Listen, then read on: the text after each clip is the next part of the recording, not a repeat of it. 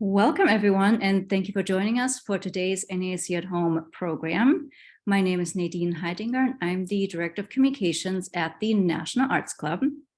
For those of you who are not familiar with the National Arts Club, we are a 501c3 nonprofit based in New York City with a mission to stimulate, foster, and promote public interest in the arts. Annually, we host over 150 free programs to the public, including lectures, musical performances, exhibitions, and readings. To find out more about the National Arts Club, you can visit us at nationalartsclub.org, or you can find us on Facebook, Instagram, and YouTube. It is my pleasure to welcome you to today's conversation featuring Academy Award winner F. Murray Abraham, who, aside from his award-winning role as Salieri in Amadeus, also played key roles in such classics as All the President's Men, Scarface, The Name of the Rose, Looking for Richard, and the Grand Budapest Hotel. Viewers of TV's Homeland will recall that he received 2 Emmy Award nominations. And those who have been riveted by the most recent season of The White Lotus will know that he also most recently was nominated for a Golden Award for Best Supporting Actor. The conversation will be moderated by NAC member John Andrews of the Shakespeare Guild.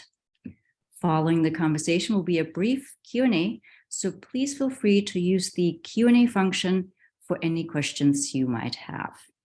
And without further ado, please let me turn it over to our guest, John and Murray. Everyone, please enjoy their conversation. Thank you, Nadine. Murray, it's a delight to see you again. Yeah, it's been a while. I was trying to remember when we first made contact with one another. And if I recall correctly, it was late in 1988. I had just begun negotiations with Doubleday to do a new series of Shakespeare for what would turn out to be called the Guild Shakespeare. And the very first volume was one that featured you as the person who was giving us the introduction to A Midsummer Night's Dream. And you've got the sonnets there. So that also from the same series. Good for you. Thank you. Thank you.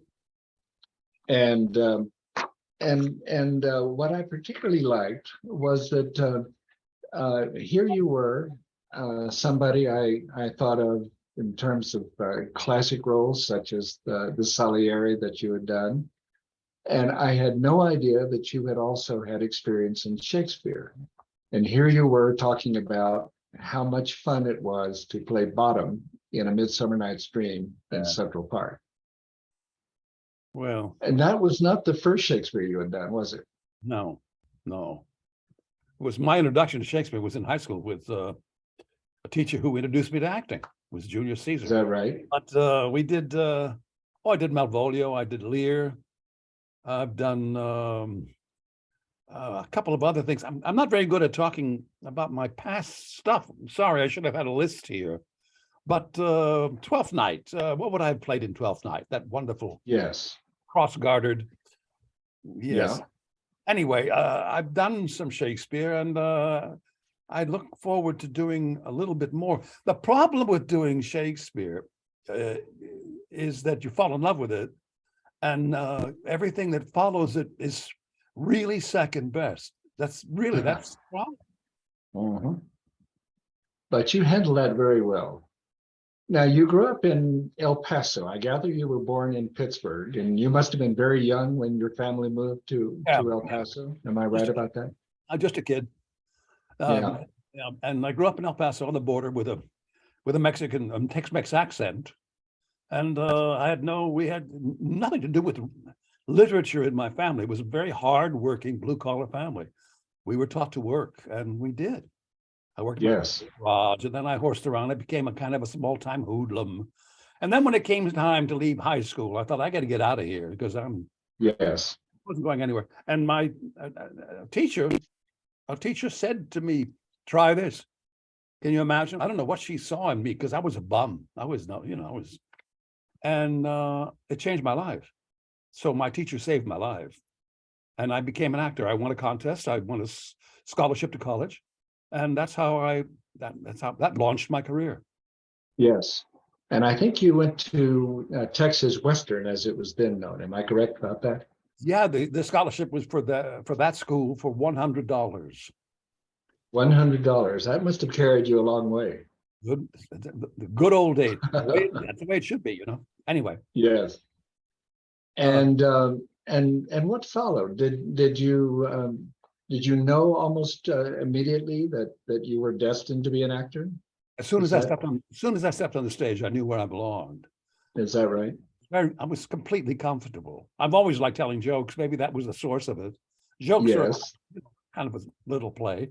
I don't know. It was very good fortune. I'm very lucky. I'm a lucky man. Yes. That really is all I can say. I was very good at it right away. I could feel it, and I knew it. And I knew that I have to tell you, I really believe there was greatness in me. I don't know how to explain that. It's kind of an arrogance that I think is necessary for any artist to have. The thing that's hard is proving it to other people. Yes, yes. And then when you get out in the real world and you realize how hard it is, and that when you do finally work, yes, it takes a while to refine that work. And if you really believe you're great, then you really have to work at it. And that's when the work. Yes. And I know you stayed with Uta Hagen for a while. That's right. And was that a formative period in your life? Well, she was the only teacher I ever had, and I became a favorite, which was a great compliment, of course. But over the period of a year, I began to lose what I had as a student, what I brought as an artist, as an actor, because I was trying to please her, to do everything exactly the way she wanted or talked about it being done, rather than temper what my talent was with what she had to teach. And yes. And the final class I had, I was a monitor. I was a favorite. And after about a year, my final class with her was, in fact, it was the chorus for Henry V. And I was in the middle of delivering this, and she stopped me. She never did that before. She stopped me and she said, "This actor has a great talent and he pisses all over it." And wow, now that must have been a shock. Yeah, it was. And that's the last class I ever had with her, with anyone. And I left her and I began to find my feet again because she knew what was happening to me. And I think she arranged for me to get out. Did you remain in contact with her after that, or? Oh, yeah, she was very dear to me. That foundation that she taught me was essential. And a while later, when I was preparing Cyrano, I referred to one of her first book, and I wrote her a note saying, "Thank you, and this is what I'm going to do." And she wrote back, "Congratulations, you're going to be wonderful." And it turns out that when she died, they sent me a copy of that letter. So it meant something to her. Certainly meant a lot. That's very nice. Yeah, that is very nice to know. Well, that's wonderful. And I know that early in your career, you did a lot of commercials. Yeah. And I gather some of them were quite memorable. Is that correct? Yeah. This thing about awards is funny because everybody gives each other awards, Awards are nice. Right. And in the commercial industry, they give each other awards. And they happen in Venice. It's called a Golden Lion. And one of mine for Listerine won a Golden Lion. And they said, "Murray, you want to go get it?" I wasn't making that much money. And I said, "Well, yeah, I'll take it. Sure, I'll go. Sure." They said, "Well, you have to pay for it." I said, "No." To pay for your own award? Anyway, I learned how to act in front of a camera. I did a lot of commercials. And were you doing stage roles at the same time, or film roles? Or? Yeah. And I was going to different classes and auditing different classes, but I was doing as much theater as I could get my hands on. I was doing children's theater. I did six. Is that right? Yes, I did 6 children's musicals over the period of time, and that was a great experience. I mean, it was important. Yes. The show, but it was work. You got to get out there and do it. I did street theater for a while too, off the back of a truck all over the city. Is that right? Wow. In New York? Here in New York, here in every borough, we had the side of a truck that we lowered and we did a stage play, a very meaningful piece of work. It was an adaptation of children's folk tales, but with a moral twist. For example, I played Frankenstein's monster. And at the end of our presentation, the monster's running after Dr. Frankenstein, and the kids are screaming and everyone's yelling. Oh, it was pretty exciting. And we stopped the action and would ask the audience, who is really responsible here? Is the monster or is the creator of the monster the monster? Because he created the monster, but is not taking responsibility for him. So that's the kind of thing we did. Fascinating. Well, and it was a quick $10 too. Is that right? Okay. Well, I'm glad to hear that. Well, when did you know that you were really on your way? What was the most significant moment in your early career? I don't know. That's hard to say because it was all so meaningful to me. I thought I gave everything the same weight, the same importance. But when it started to take off, when I started to make a living, it was a movie and they started to pay some money. I forget what it was. I'm sorry to say. But one thing led to another. I wish I could tell you, but I can't. I know that in All the President's Men, I was introduced as having a major role. It wasn't a major role, it was a small role. But it was a meaningful role because from that, I started to get other things. That was a great experience. Right. And one thing led to another. And the biggest break, of course, was Amadeus. I mean, yes, changed my life. Could you talk a little bit about the rehearsal for that? I know that a number of major actors had played the role of Antonio Salieri in stage productions. I guess Paul Scofield in London, am I right? He created Ian McKellen in New York. McKellen, he did it in London and won the best award. McKellen came here and won the best award here. Right. And everyone who did that play, even from Russia they all won the #1 award. It's because of the role. Yes. And so you auditioned, knowing, of course, that you were going to get the role. No. I auditioned because I wanted to meet Milos Forman. He didn't want to see anyone except who he wanted to see. And he had all these box office stars who were auditioning, were seeing him for the role. I knew I didn't have a chance, but I wanted to do something. And I met him, and it was not a very successful meeting, frankly. He was always on the phone, and the producer was there, and there wasn't much conversation. And I left angry because it meant so much. And anyway, 2 days later, he called and said, "You're my first choice." I have no idea what it was he saw, but he saw, fortunately, something. Yes. Now, were you also in Scarface at the same time? What happened with that was that I should tell you that before Milos would see me for the role, holding open improvisations with bunches of actors, and I refused to do that because at that point in my career, I was tired of supporting another British actor. Because I knew it was going to be a British actor. I mean, that's as simple as that. We all knew that. It was going to be a British actor playing Salieri. And I didn't want to be another supporting role like that. I wanted to do the role. I kept insisting. He called twice and I refused twice. Then he saw me on a personal meeting for that role. Then I went to his place a couple of days later. I read the script. I auditioned for him a couple of days later on tape. And during the taping, I had worked on it and I presented it with an actress I happen to know. And when I got through with what we had prepared, he said, "All right now, Maury, do the old man." And I said, I didn't even look at it. I mean, let me have a chance. He said, no, just look at the script and do it. So I did it right there on the spot. And when I finished, I looked up to talk to him and he was gone. He disappeared. Wow. Didn't even say a thing. So I knew he hated it. So I left.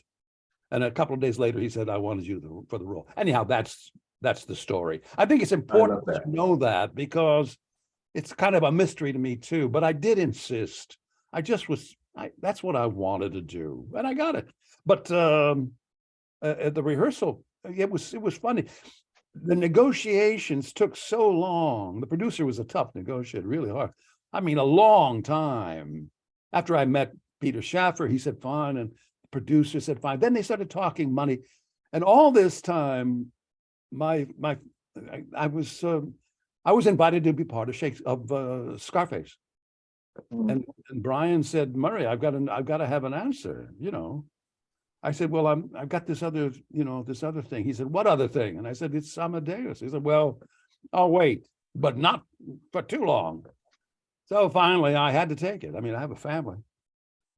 So I took Scarface, and while I was rehearsing Scarface with the entire company in LA, they told me I got the part. Wow. And everything changed on the set. I was no longer just a part of the Scarface company. I was the actor who got Salieri, and all of the Americans were so excited, especially the character man. And Al Pacino, he's an acquaintance. He wanted the part too, like everyone did. And he came over to me and said, don't try to carry the whole movie on your shoulders. Just do your work. Isn't that nice? That is nice. Yeah. But of course you did carry the whole movie on your shoulders, didn't you? I think the music was the central character, frankly. Well, I'm not sure that anyone else would agree with that. It was remarkable, and Thanks. And a well-deserved Academy Award. That must have really been special.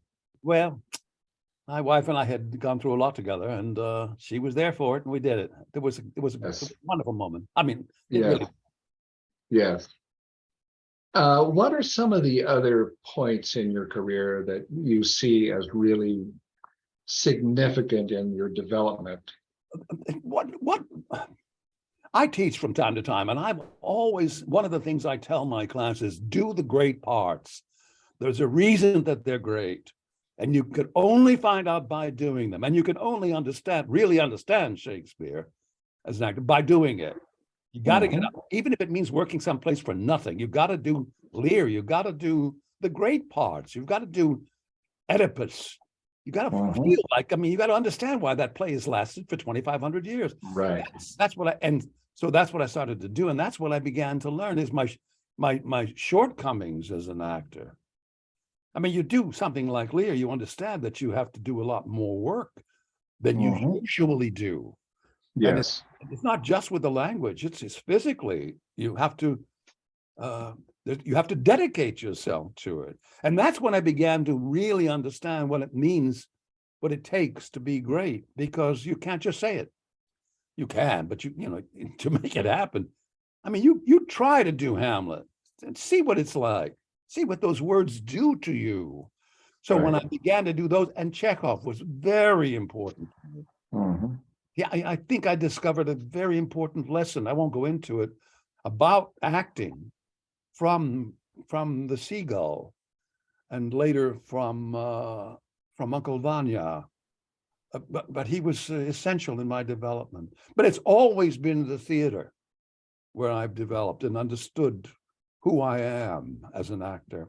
I gather you, during your early days in Hollywood, you finally decided you really needed to do the classics. Am I correct about that? Yeah, I did. Yeah, I knew that I didn't like the way actors were treated or thought about themselves in LA. It's a very particular mentality. They're very good actors, but their idea of what acting is not mine. Yes. That's why I left LA to study with Uta Hagen. Well, apart from Salieri, what would be the roles that you feel most close to? What are the roles that have taught you the most, that have meant the most to you as you performed them? Well, there's a lot of them. I mean, I've done a lot more of Terence McNally's plays than any other actor, by the way. Is that right? Yeah. And I always connected with him. But my performance in The Ritz was important to me. But also, I did a piece of work in Little Murders here in town.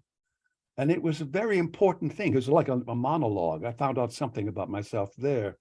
But it's years between these changes, these monumental changes.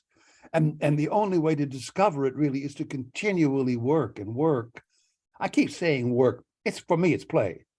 But the long runs for me are very important because it allows you to refine the work.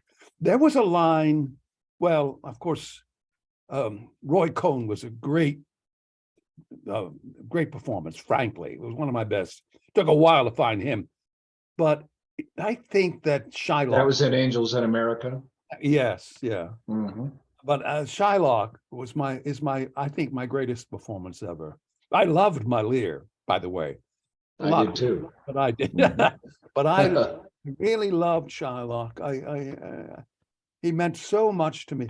But let me tell you, I did it for quite a while and successfully here and in Stratford-on-Avon. I don't know if you know that. Yes, with Theater for a New Audience. Am I correct? Yes, we went there as part of their complete works. They had done 1 year. They did all of Shakespeare's writing, all of them. Right. Sonnets, anything, the poetry. And we were invited to do Merchant of Venice. And they loved it. Packed. I mean, it was a big success. Wonderful reviews in England, which we were like worried about. I mean, yes, he was buried 3 blocks from where we performed. We wanted to do good. Anyway, we did good. But as long as I had done it, and we did it for a long time. We did it on the road too. We played LA. And there was a word that I couldn't understand why he had put it in there, Shakespeare. I mean, you do the language, you learn it, you do a good job. But why he deliberately used the word crave justice. I still remember it. And I remember that because I keep studying the script, I understood why he said crave. There could have been many other words he chose, but he deliberately, it's because it's made up of the word carve. It never occurred to me. Fascinating. Until of course, that's why he did it. And I find that in the sonnets when I work on them. Yes. That he has so many little tricks that he loves to play. Yes. It's not enough for Shakespeare to write beautiful poetry.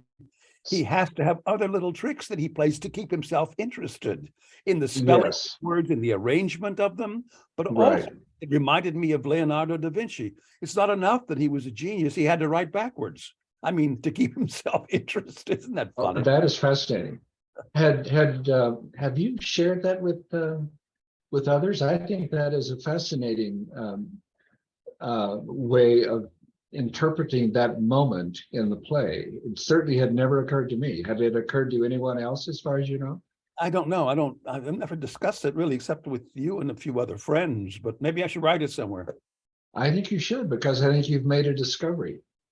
And it has implications far beyond that moment in that play, I would think. Well, you mentioned the sonnets, and I was watching an interview or listening to an interview you did recently on NPR on Fresh Air. Right. And you were talking about how you feel the need now to keep your memory strong, and that one way to do that is to memorize as many of the sonnets as possible. And and why the sonnets? Why have you selected the sonnets for that? That's a good question. First of all, I like them. Yes. But also, I memorize other poetry as well, but I focus on the sonnets because I just enjoy them so much. There's a book by Helen Vendler that I rely on. Yes, a very fine book.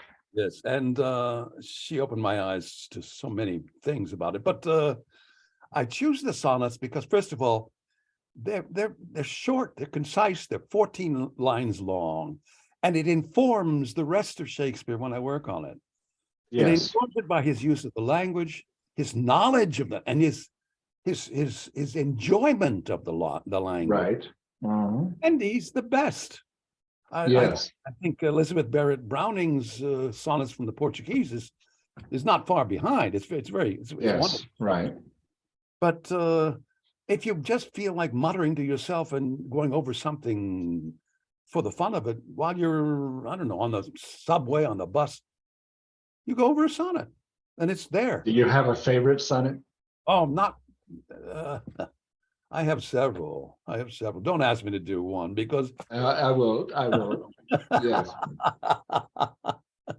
No, one reason I ask that is that a few months ago in April, we arranged a program at Poets Corner in Westminster Abbey. Oh yeah. And it was a floor memorial in honor of Sir John Gielgud. Yeah, I couldn't come. Damn it, I'm sorry. And I think you were probably in Sicily at that time, weren't you? Weren't you? Yes, Yes, the White Lotus.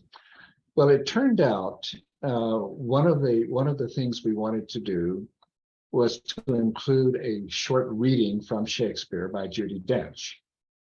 And so I proposed to her that we do sonnet 29.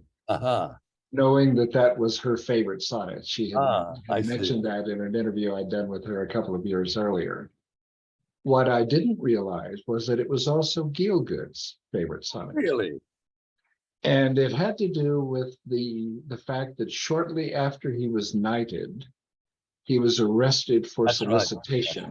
That's right. By an undercover police officer in London. And he thought his career might be over. And fortunately, his fellow actors came to his defense and said, it disappeared. They made it disappear. Hallelujah. Yeah, that's unfortunately, that's not very true these days. Yes. Yeah. Very unfortunate. When in disgrace with fortune in men's eyes, I all alone weep my outcast state and trouble deaf heaven with my bootless cries and look upon myself and curse my fate.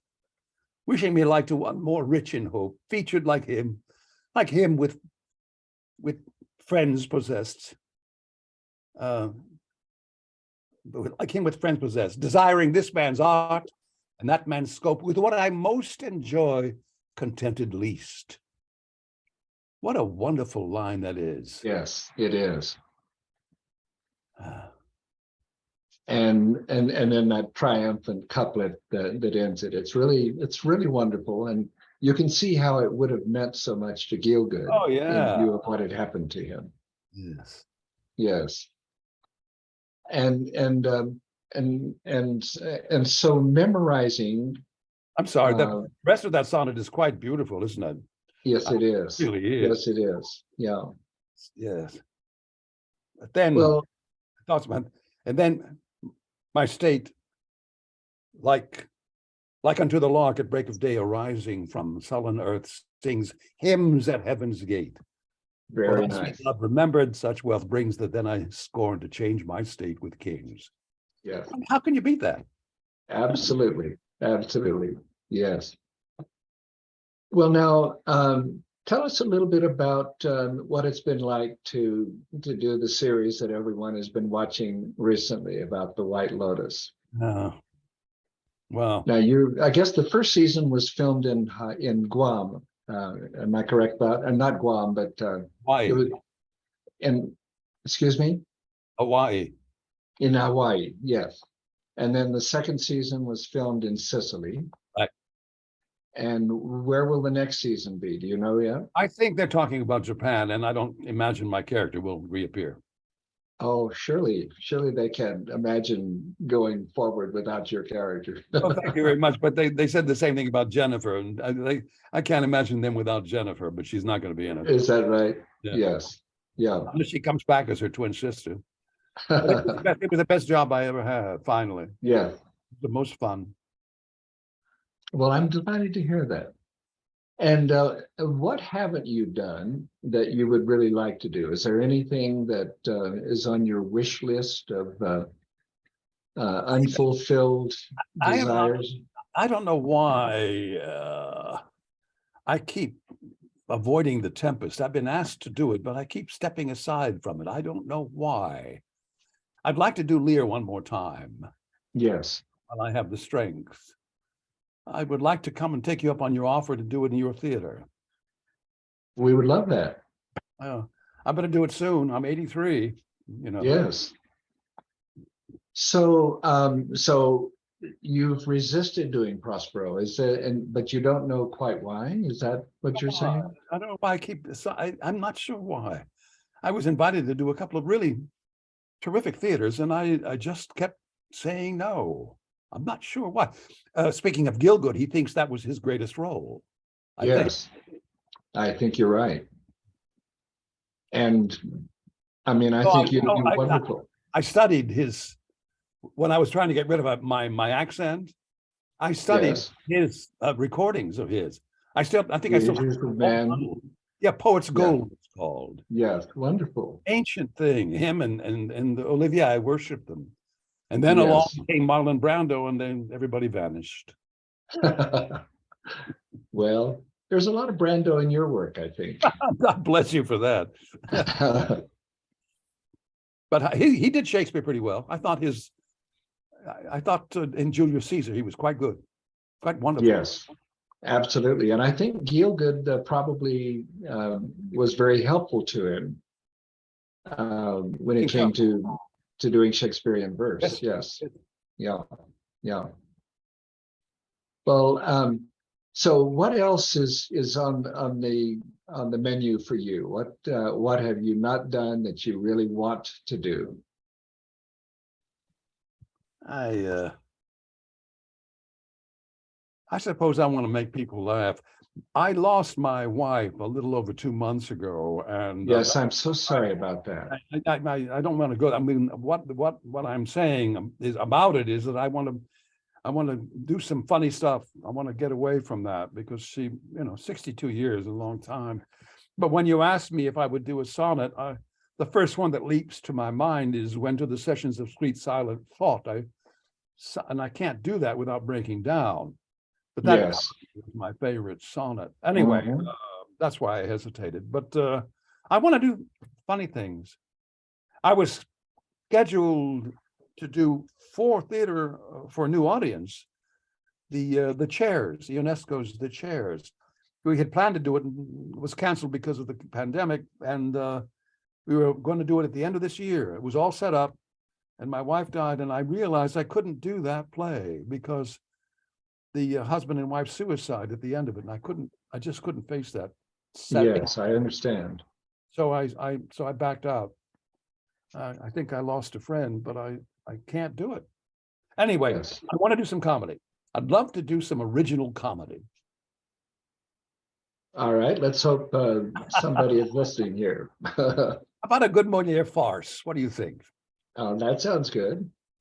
And who among current playwrights do you most admire who do comedy? Are there? Oh, gosh, that's funny. I really don't. I've been out of the pool for so long. I haven't gone everywhere. I've been kind of a hermit lately. Yes. Writing together today, it's funny. Terrence always came through for me, Terrence McNally. But I don't know. I've been so disappointed in the theater lately, and I'm sure I'm not super critical. I really like to see successful work, but I don't see much of it. It seems to me that comedy is suffering because the culture is so afraid of offending. And I think that's too bad because not so much that you have to offend people to be funny, but once you start putting your brakes on any part of your creative process, it affects the whole thing. It's, what is that in Sonnet 66, where Shakespeare is listing the things that are driving him crazy? Oh gosh, shame on me. I know that it's one of my favorites and I know it well, and not well enough to remember it right now offhand. But one of them explains exactly what's happening today. As to behold, art made tongue-tied by authority. Yes. So that's how I feel. Art is being made tongue-tied by authority. Do you think it's because of the political conflicts we're experiencing now, or are there other reasons? Yeah, I don't know how far it's going to go before people start saying, let's have a good laugh. Let me absolutely easily offended. My gosh, I mean, How about irony? How about something that is not political, but just simply a funny situation? I mean, Yes, are you not allowed to laugh if someone slips on a banana peel anymore? I mean, you know, Cary Grant yes, slipped on that olive in Bringing Up Baby. It was so funny. People yes, say, "Why are you laughing at that person? He fell down." Well, you know, yes, that's crazy. yes. Well, I saw a recent interview you did with Jimmy Kimmel, and I think you came on wearing a Rangers jersey. Yeah. And I thought it was clear that you are a comedian. And you know, I thought that was just a delightful conversation you had with him. Yeah, we had a good time. Yes. Would a sitcom be something that would interest you if somebody Listen, came along with me? listen, if Mike White wrote a sitcom, I'll do it in a minute. I mean, Yes, I'd do it yes, for the rest of my life. If the yes, Coen brothers, if the Coen brothers, yes, but I'd do that with. of course. If Wes Anderson, Mhm. one, of course I would. Boy, Wes Anderson, what a man to work for. Yes, Man from Texas. I like that. Very interesting. Well, I'm just trying to think now. Um, so we've covered a good deal of what you've done, and I've tried to get you to tell me what you're going to do in the future, and now I'm just trying to think. Maybe it's time to call on Nadine and see if there are members of the audience who have questions that they would like to pose. Nadine, are you listening? Before we do, can I mention one thing more? Yes. It's connected with teaching. It's for future students and present students. Right. Be real careful of your falling under the thrall of your teachers. It happens with the best of us, as happened to me. And if you could just try to understand what they're saying and apply it to what you know or what you feel and to your instincts, be careful. I like that. Nadine? I like that too. And I still love a good banana peel. There we go. I really do. I mean, yeah. And speaking of, you also made Anuradha very happy, who says that she loved you and it's only a play. Oh, And she says that ensemble was wonderful. And I guess you answered her question, which was if you would ever consider another Broadway comedy. Oh, I'll do it tomorrow. Sure. Let me have some material. But Ethan Coen wrote that play that she liked so much. And no, it's only a play. Is that what she said? Mm-hmm. Yes. That's Terrence McNally. I was thinking about. I did 6 plays by Ethan Coen. I don't know if you wrote. He wrote plays. Anyway, I did them. He's really funny. It's funny. He'd something called Almost an Evening. Anyway, tell her I said thank you. Will do. Let's see. Oh, here is Josh from Toronto, Canadians in the house. He's saying you look great for 83. And he is a big fan of Scarface and loved your performance as Omar. Lots of subtle eye movements that tell everything you're thinking. What was the experience like working with Al Pacino and Robert Loggia? Robert and I became pretty close. Al and I knew each other for years off and on in the street, not friends, but acquaintances. And Al Pacino is the most generous actor I think I've ever worked with. And so that was easy. And he's serious. I mean, and Robert and I, we just got along real well. And we remained friends after we were through shooting. But, you know, I was shooting that at the same time as I was shooting Amadeus. So I was flying from Hollywood to Prague and back and forth. And it was a relief to be able to do that, because on the plane flying from doing Salieri, I would start working on this guy, this crook with an accent that I grew up with. It was like a little vacation. And I think that there was a little added spice to that character because of that situation. It brought a freshness to each time I would cross the ocean. So thank you for that compliment. Have you ever had the experience other than that of working in two plays at the same time? Yes, I did. Or in a play and a film at the same time? I was doing a play on Broadway. I was doing a play by Terrence McNally, Bad Habits, when I was doing I had a regular role on a soap opera. So I Oh, would, really? Fascinating. that was interesting because the soap acting in those days was so different. They were big, ponderous cameras, and Yes. everything was slowed down. So it was like life, but it wasn't life. You had to be careful when you sat down and careful when you stood up, and you had to be careful when you walked. So it became something other than what I was doing. And fortunately, on Broadway, I was doing the real thing. So I kept my sanity. And that I did that. But I also did the Merchant of Venice and the Jew of Malta at the same time. Yes. And that was tricky.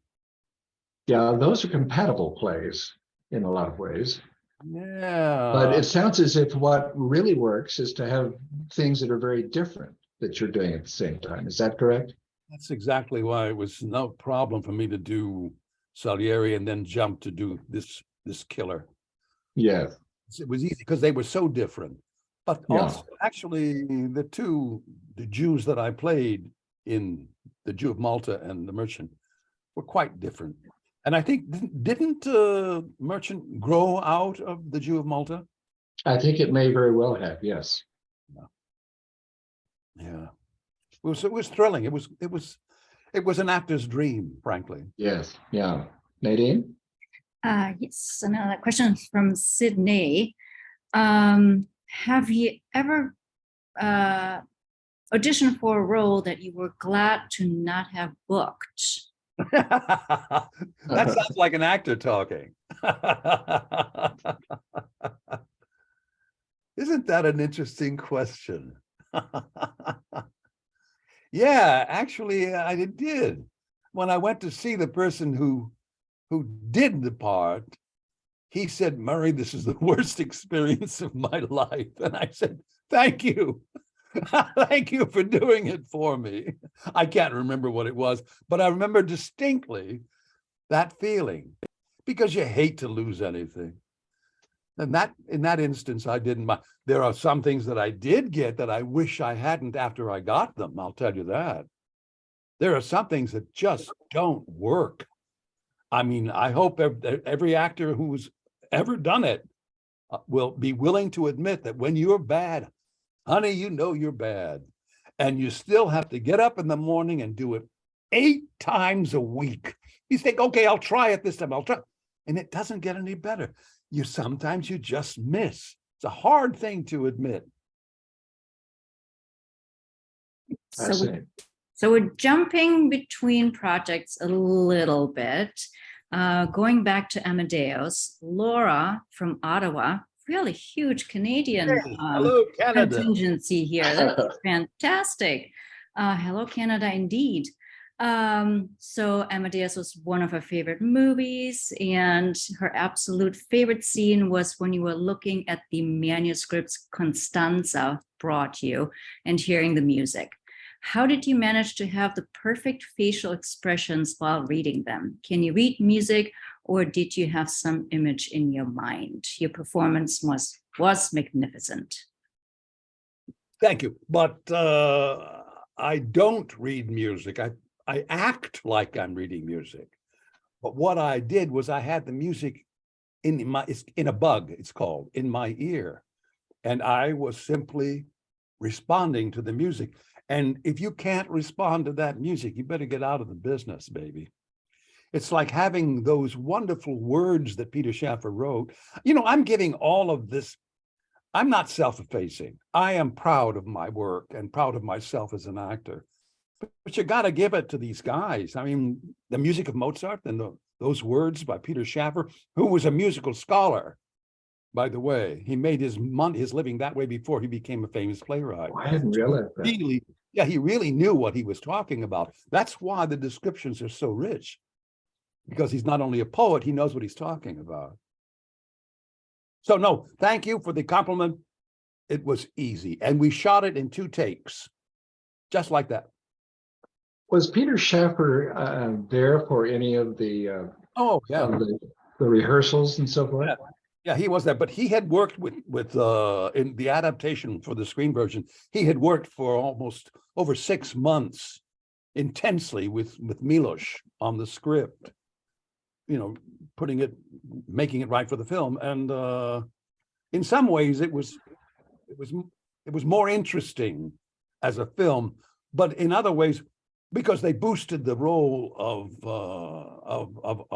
Amadeus, of Mozart on the stage, it's all Salieri. It's all his show, practically. Right. And I think that the movie is more balanced, but the play is very satisfying. Am I gone off the mark? What was the question? No, I was curious about how what it was like to have Shaffer and Foreman both working together. Oh, well, Were they making changes as the film? No. The script was very resolved, and Okay. Peter was there, but whatever input he had was never on the set. It was Mhm. always Milos. Milos was the director, and there was no Yes. question about that. Absolutely, he knew what he wanted, and he's determined to get it. And I really simply thank my lucky stars that he Yes. because there aren't many producers who would gamble the whole picture on a non-star when he could have anyone he wanted. That's really Yes. I owe him big time. I'm going He to obviously had good taste. Yeah. I'm going to Prague this April to celebrate the 40th anniversary of the movie. Oh, fascinating. Yeah, we're trying to And gather. will there be a festival or what? What Yeah, will it's a happen? big event. I mean, it's a big thing as many of the cast as they can get together, and orchestras and big parties, and they're very proud of that film there. They should be. That's wonderful. Absolutely. Nadine? Yes. Going back to another director you worked with, Wes Anderson. Question from Paolo from the Philippines, who is a huge fan of Zero from the Grand Budapest Hotel. And he sort of wants to know what is your one takeaway from working with Wes. I would do anything to work with that man again. I don't think there's an actor alive who would say otherwise. I worked with people in that company who were there they were on the road getting to the film to get there to shoot it for more time than they spent shooting. That's how devoted, and they were big time actors. And they're as devoted to Wes as I became. And he insisted on me being in every film he has ever made since then, too. I couldn't appear in the last one because the schedule was wrong, but he was kind enough to say, I will fly you out here for one day just to be it. Couldn't make it. That's the kind of man he is. He likes his family. So if that answers your question, he is an elegant, smart, funny, wonderful man. Do you know the book, The Little Prince? Wes Anderson is the Little Prince grown up. Wonderful. It's marvelous. Lovely. That's very sweet. He sounds fantastic. Jumping ahead to more recent times, White Lotus. Question from Lisa. Where is she from? She did not disclose that. I'm going to say Canadian. Yeah. Lisa is my daughter. Oh my God. Well, then she That's is from. Right. So well, I then, know this will be the best question of them all. Oh my God, I'm so glad I'm asking it because there's still a lot of questions. All right. So Lisa from Santa Fe wants to know, your character in White Lotus seemed rather unconcerned about offending, to hilarious effect. Did you improvise any of Bert's more colorful moments? I'll tell you, first of all, I'm as surprised by the response to Bert by the women. I'm very surprised because they adore him in spite of his obtuseness. He really is as we say, a male chauvinist pig. But there's something charming, and I think finally, they know he's got a good heart. He really is a good man, and he's he's vulnerable, I think, and they sense that. But I love his openness, and I fear that wouldn't go over very well these days. But that's what makes me hopeful for things changing when the people respond, women particularly, in that positive way to his offhand, I mean, vile remarks sometimes. Well, not vile, but as you say, not really acceptable. But they accepted them, and I'm, as I say, hopeful. And thank you for that question. I love Bert. I'll tell you something about that show, about working for Michael. I feel the same way about him as I do about Wes Anderson. I'll work with him anytime, anywhere. When we finished shooting this thing, after 4 months of shooting, I said, let's shoot it all again. I had so much fun. It looks like a great show, and Bert is one of my favorites too, I have to say.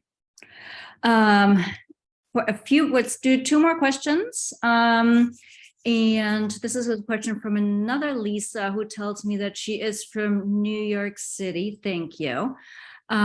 She wants to know, because you're very well connected in the New York theater world, where do you go to see live theater? What has excited you recently? What's on the horizon? I have seen a few things. I go to the theater, and I don't want to talk about it too much because I have been so disappointed lately.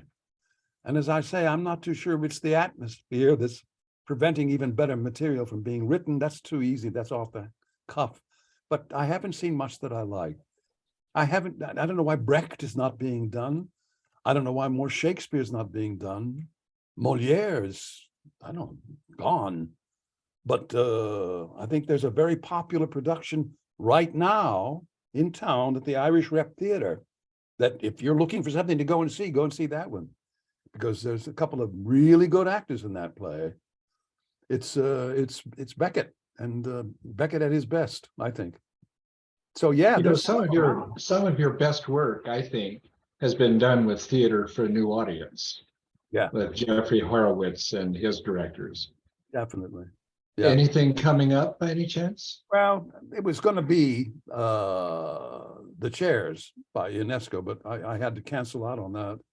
But yeah, some of my best work has been for Jeff, and he does daring work. That's a good theater to go to, by the way. I'm sorry. Very much so. Absolutely.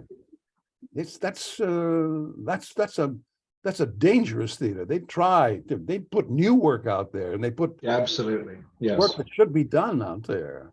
Yes. Thank you for reminding me. Have you done any work with the Shakespeare Theater in Washington?